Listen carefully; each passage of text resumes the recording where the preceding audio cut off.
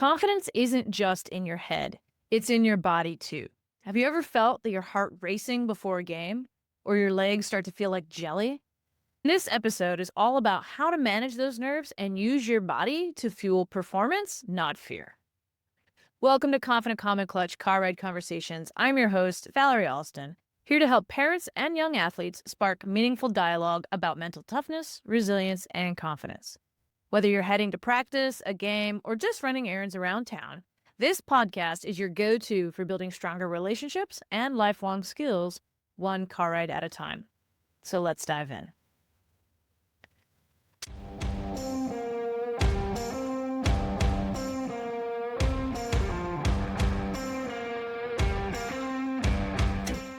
All right, y'all. So this is the third part of our three-part series on confidence and really pulling from the sources of confidence and having tools to pull from them. So one of the sources of confidence that I talked about back in episode 3, the confidence formula, is your body, and specifically your ability to control your body and what's going on in your body. And what I mean, and the reason that's so important is that if you feel out of control in your body, like that your body's doing stuff that you're not tracking, or that it's acting of its own free will, for lack of a better term, that has the potential to erode your confidence, because when you don't feel in control, your sense of certainty, your sense of belief in yourself can diminish. Okay.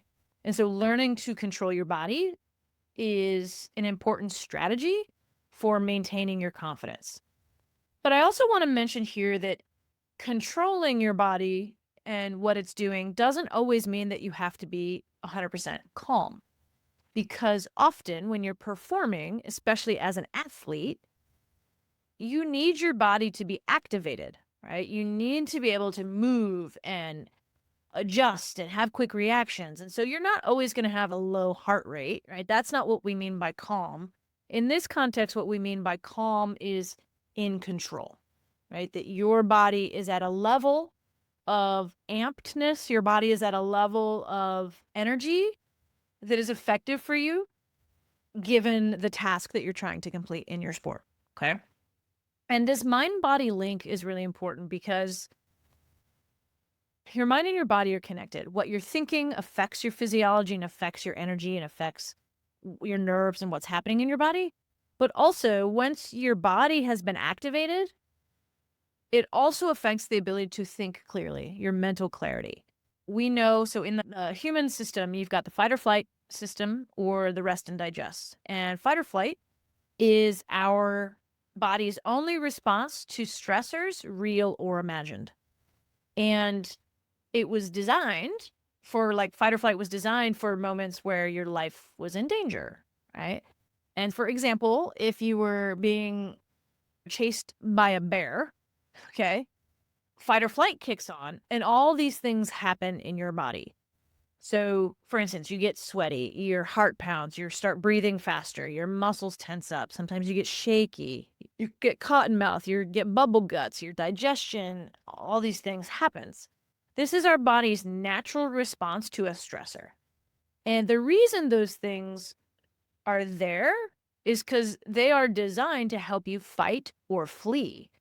And if you truly did have to defend yourself against a bear or run away, you absolutely need all of your big muscles like amped because you got to go fast. Like you have to be able to react quickly. You're sweating to help cool you down because you're getting ready to do work. Your heart gets fast, your heart rate gets fast, and your breathing gets fast because you need more oxygen out to your system. Typically, we also know the reason like you get bubble guts or maybe feel like you have to pee or puke or poop, or maybe you get cotton mouth, is because when fight or flight has turned on pretty high, your body is trying to divert energy away from non-essential functions. And digestion is not important when you need to survive. And so your body purges everything out of the system, which is sometimes why you have to nervous pee or nervous poop, so that your literal body is not wasting energy on it. And so all these things that happen when you get nervous, again, heart rate, sweaty, shaky, they all serve an actual physiological purpose. The reason you shake is because your body's motor neurons are actually priming Your brain is sending signals to them to turn on. It's like revving your engine before you actually need to go, warming up your engine in the winter before you need to drive, right? And when you're not moving, you get a little shaky. It shows up as shaky, but as soon as you start moving, that goes away. So, long story short, the things happening in your body when you're nervous are completely normal. They're good things. In most cases, they're going to help you. Now, of course, they can get turned on too high and can get in your way of performing. But in general, nerves and like the physical sensations that you feel with fight or flight are not bad. Okay. So the first thing that you can do to enhance your confidence around your body is to recognize that those are normal, natural sensations. And that if you can interpret them as my body is getting ready to do work instead of, oh my gosh, I'm scared. If you can interpret it as I am excited for this big moment instead of, oh my gosh, I'm terrified I might fail, right? In most cases, it feels the same in your body, excited and scared. But the difference is the interpretation changes your use of that energy, okay? And so you want to make sure that you're using that energy productively instead of letting it take control over you, okay? So there's a couple strategies I'll introduce you today. Of course, if you're looking for more depth of information, I have an entire program called the Calm Body Protocol that if you want more information about how to do this, please check out the show notes. But the most important thing here is the number one way that we can regulate our body, our physiology, what's going on for us is through breath, okay? So if you are an athlete and you are not training your breathing,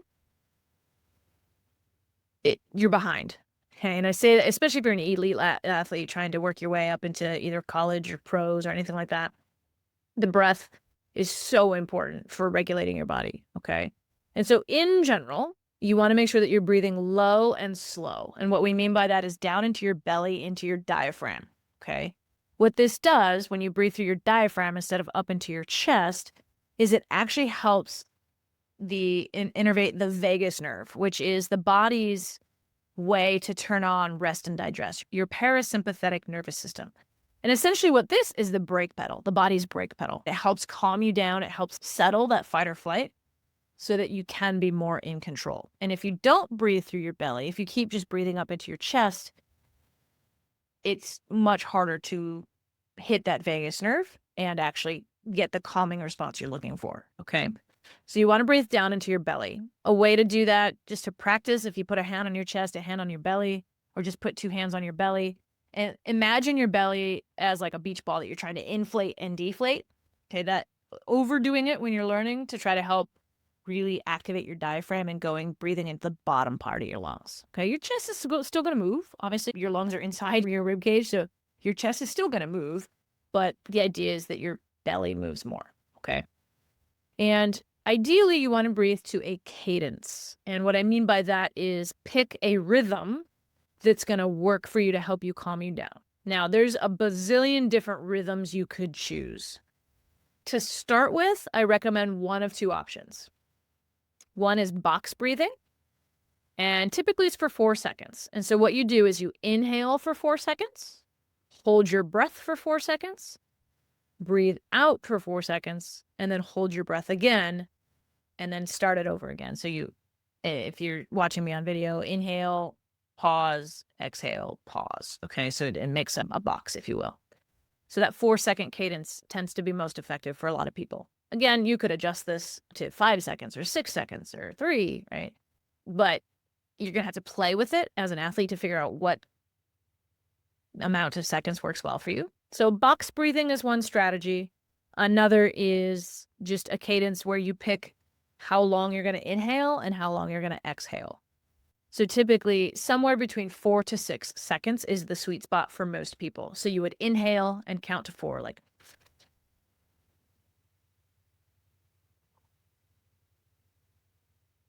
But the inhale lasts for 4 seconds, the exhale lasts for 4 seconds. And taking that nice, slow, big belly breath to that cadence, either the box cadence or the just in and out. Again, what that does is it helps your body reset if you're a little bit too activated. It helps you come back into physical awareness of what's happening in your body. It builds connection and enables you to harness what's happening in your physical self in order to be productive. Okay. And so that breath in general is the way that we're going to control our physiology. And if you can control your body, you feel more settled, and that enables you to keep your confidence, keep your trust in yourself and your abilities high. Okay. So you're probably in a car right now. So whoever's driving, don't close your eyes. Okay. You keep driving. However, whoever's listening, let's just go ahead and practice this breath. And I'm going to do the box breath. I'll lead you through this. We're just going to do 5 breaths. Okay. Just 5. If you want to close your eyes, you can. If you want to put your hands on your belly to try to practice like blowing up a beach ball in your belly, please feel free to do that. But we're just going to experiment. We're going to try for 4 seconds and see how it goes. And in a debrief, when you're talking about it, you can share with your parents what that felt like. Okay. So let's start. So exhale, get all the air out of your body. And inhale, 2, 3, 4. Hold, 2, 3, 4. Out, 2, 3, 4. Hold, 2, 3, 4. Inhale, 2, 3, 4. Hold, 2, 3, 4. Out, 2, 3, 4. Hold, 2, 3, 4. Inhale, 2, 3, 4. Hold, 2, 3, 4. Exhale, 2, 3, 4. Hold, 2, 3, 4.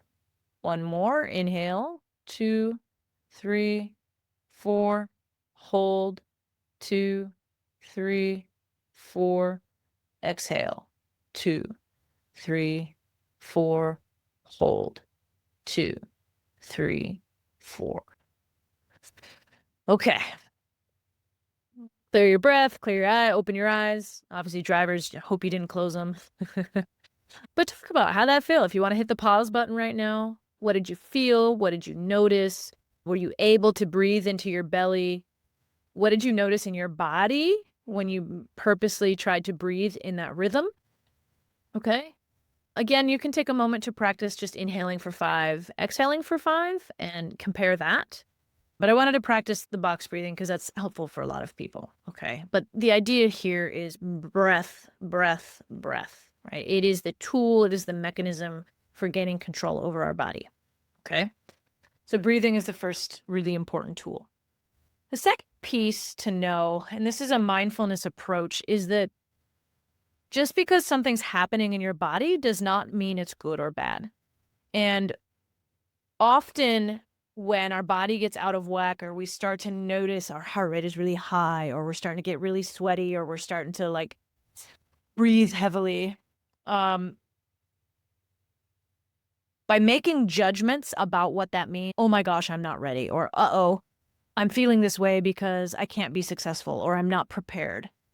What that does is it spins that physiology up even higher, makes you more nervous, more scared, which makes your body react even more, and it becomes a really nasty cycle, okay? So just because you're feeling your heart rate go up isn't inherently a bad thing. Again, as I mentioned, as an athlete, sometimes you need your heart rate high, sometimes you don't, okay? So the goal is when your body feels a little out of whack, or you're not really comfortable with where it feels. And you don't always have to be comfortable to perform well, but if your body's doing something that's distracting you from performing, you can do what's called a grounding technique. And a grounding technique is just to bring you back into your body and focus on what am I actually experiencing? And what this does is it helps you parse out what's helpful, what's not.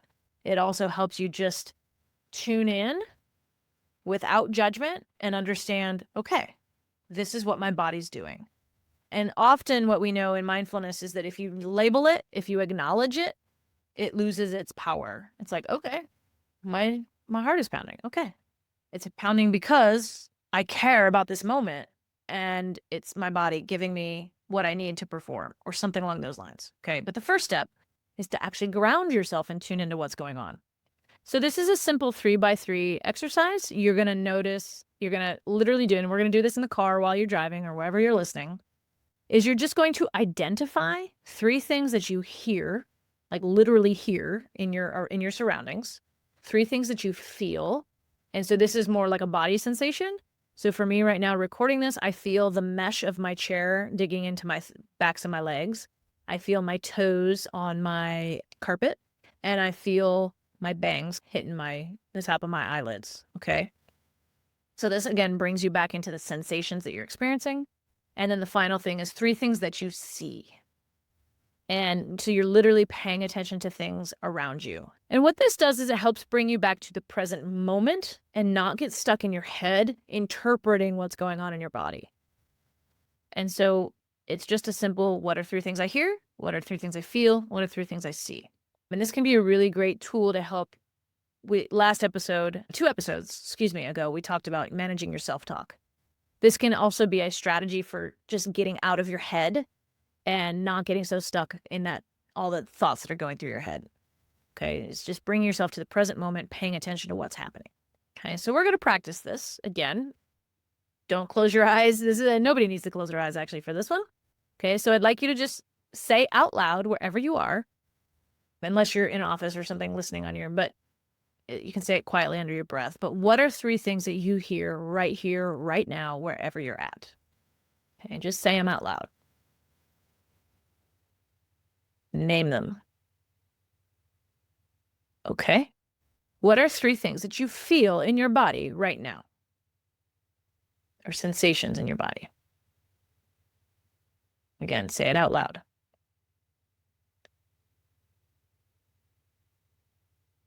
Okay. And then finally, what are 3 things that you can see right here, right now? What's happening around you? What are things that you can visually see?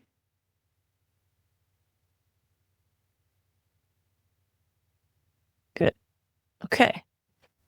I hope you noticed that as you did that, you couldn't really think about anything else. You couldn't really obsess about what your body was doing. All right. And you started to tune in and maybe be a little more aware of what's going on. Okay. So the grounding technique is an opportunity to just be mindful about what's happening in your body and to make sure that you're eliminating any judgments about what's happening. Okay. And again, what that does is it helps separate what you're feeling from how, like, your judgments about that. Because remember, in most cases, if you weren't feeling nervous in big moments, I would be concerned because that means you don't necessarily care. Okay. So nervousness is not a bad thing. It's just a typical reaction to caring about a moment, to caring about something important. Okay. So once you understand how to really control your body, you're going to have a lot more leverage for trusting yourself to be successful and have belief in yourself, which is confidence. Okay. So before we dive into today's conversation prompts, again, I want to kindly ask you that if you are enjoying these episodes, please leave a review. This helps more people find the show and gain from these conversations just like you are. So I appreciate your support if you're willing to go leave a review. Now, let's dive into our conversation. So quick rules, just as always, there's no wrong answers. Take turns talking and listening. Try to eliminate distractions as best you can. And remember that you can pause after each individual question and discuss it, or you can just listen to all of the questions and discuss at the end. All right, let's dive in. Number 1, for the athletes, or actually the parents, anybody, how do you typically feel in your body before a game or a big moment? What does that feel like for you? What sensations do you notice? What does your body do in big moments? Number 2, have you ever tried a breathing routine before to calm down? If so, what worked and what didn't? And again, parents, you can share your expertise too. You all have performed in some way. How do you use your breath to help you calm down? Number 3, what is one thing that you could do to stay centered during pressure moments in your sport? What would help you stay focused on your task and in the moment instead of freaking out about what your body's doing?